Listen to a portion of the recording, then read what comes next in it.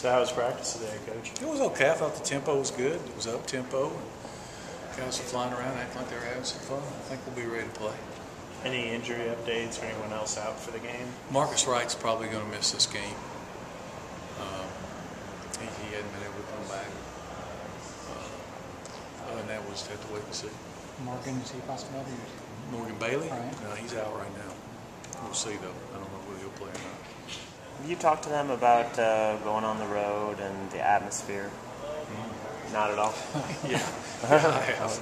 Yeah, we've talked about it, about that I'm sure it's going to be a wild environment.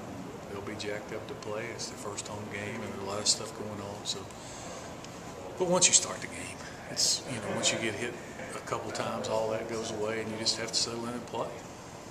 How much of a challenge do you think it is defensively when they signal on the plays at the last minute like that, after they see how you line up and that kind of stuff? Well, I think you can play games with them, too. You don't always end up in what you line up in. You know, so it goes both ways. What they see might not be what they get. You mentioned yesterday, I was asking you about your preference for how many non-AQ teams you want to play, and I can guess your rationale, but you explain a little bit why you'd rather have... Well, really, the question was, what's your thing on scheduling? I mean, you didn't ask me that directly that way, but the bottom line is we're going to play Georgia every year. That's our marquee game, which is a tough game, BCS team from a big conference. So at the most, you want to have one more at the most. Nobody's going to play 3 of those games or 4. And ideally, and a lot of it depends on who you play. I mean, you could play BYU, who's probably better than a lot of teams in the BCS league. You know, you could jump on Boise. They're not in the BCS league. They're pretty good. So it depends on that. But what you want to do is you want to try to give yourself a chance schedule-wise to where in those non-conference games, you want to be favored in a couple, maybe one's even, one you got to play up. But, you know, that'd be kind of ideal. But they don't ask me anyway. I'm not in charge of that. With the way it worked out this year, this is sort of your ideal way of doing it. Well, but you're still playing 2 BCS schools, and you're playing another team that went to a bowl game, and you're playing an FCS school. There's very few teams now that don't play FCS schools. I mean, Florida State, you know, take, for instance, they're the preseason pick in our league, okay? They played Monroe last week, who's in the same league as Middle Tennessee, Sun Belt team. They played Charleston Southern this week, and then they play Florida. And this year they got Oklahoma. Well, Oklahoma is in the same league as Kansas. They just happen to be better.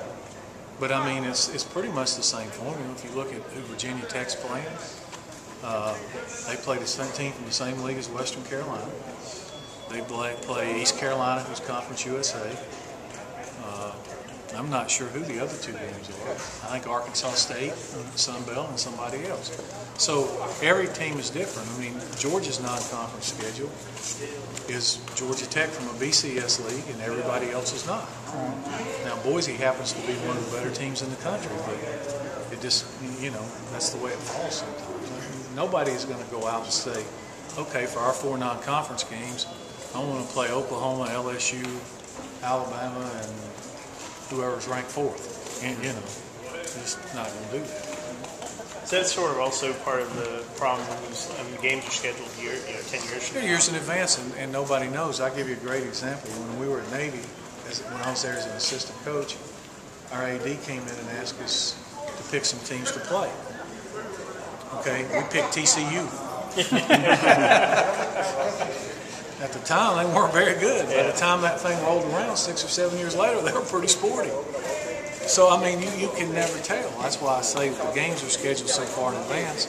You don't know. When I took the job at the Naval Academy, I had everybody in the country calling me for a game.